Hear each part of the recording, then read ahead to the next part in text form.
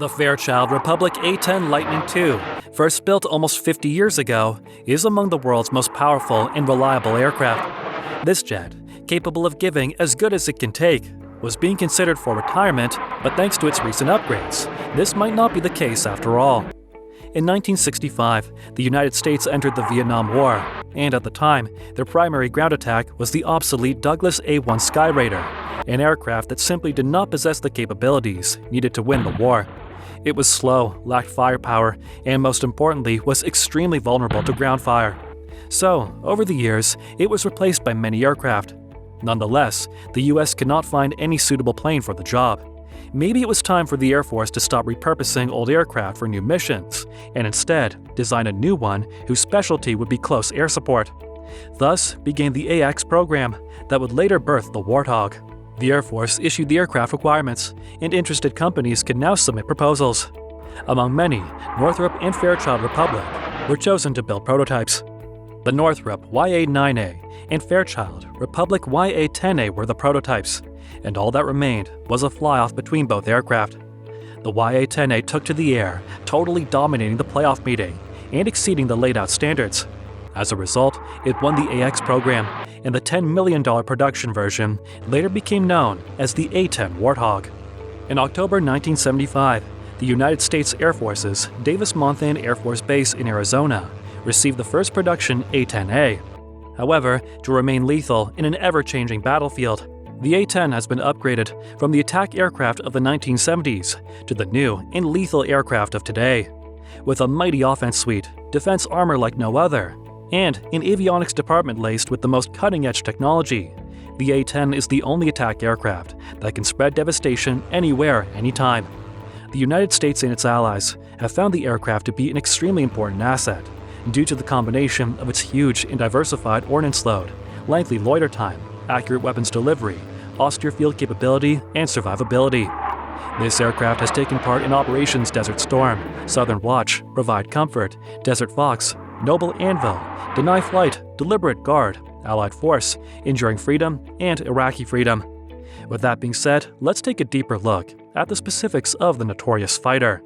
Though the craft can carry a large amount of ordnance, a 30,173mm GAU-8A Avenger autocannon is the A-10's primary built-in weapon.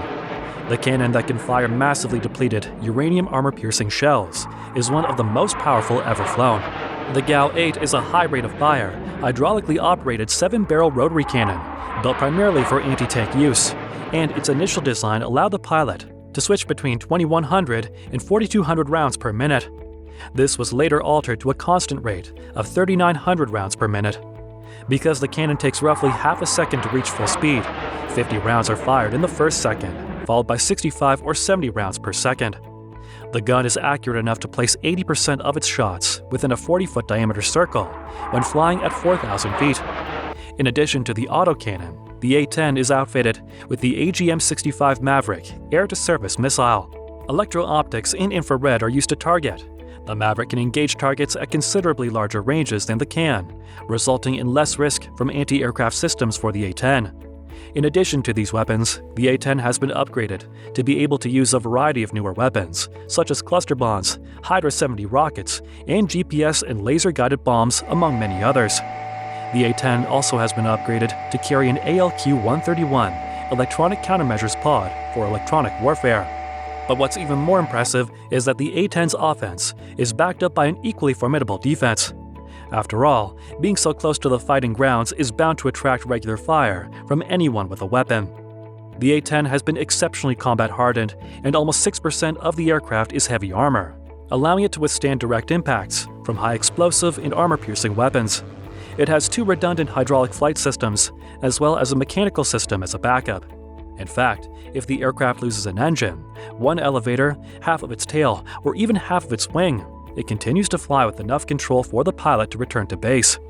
As a result, targeting the plane's exterior is just fruitless. But this unparalleled protection does not just end here.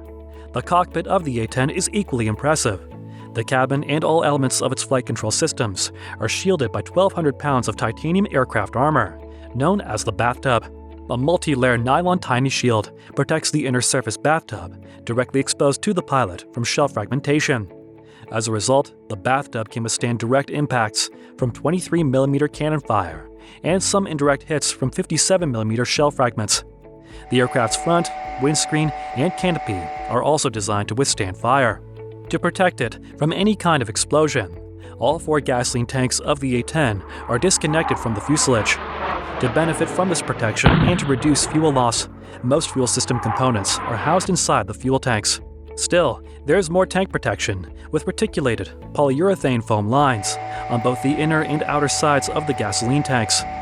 The engines are also insulated from the rest of the airframe by firewalls. If all 4 main tanks fail, 2 self-sealing sub-tanks store enough gasoline for 230 miles of flight. All these setups make the A-10 nearly impossible to shoot down. But that is, if the aircraft is on the defense in the first place. The A-10 detects threats significantly sooner than threats can detect it, making it more than suitable for attacks. Early detection is made possible by an intelligent avionic package that feeds the A-10 with real-time access to all essential combat information. The avionics include a missile warning system, an ALQ-184 ECM pod that interacts with the missile warning system, and lastly, a remotely operated video-enhanced receiver that provides data to ground people.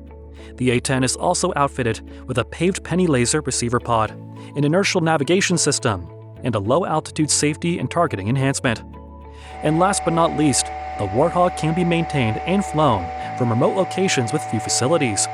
The engines, the main landing gear, and the vertical stabilizers are only some of the many sections of the aircraft that may be switched between left and right sides. The A-10 thus has a limitless array of avionics, and these avionics, paired with the aircraft's armor and overall battlefield lethality, is why Ukraine has continued to request it for use against Russia. Is there a more diverse U.S. fighter aircraft? Tell us in the comments below. This brings us to the end of this video. If you liked the video, please consider subscribing and sharing so we can keep bringing more content like this. See you next time.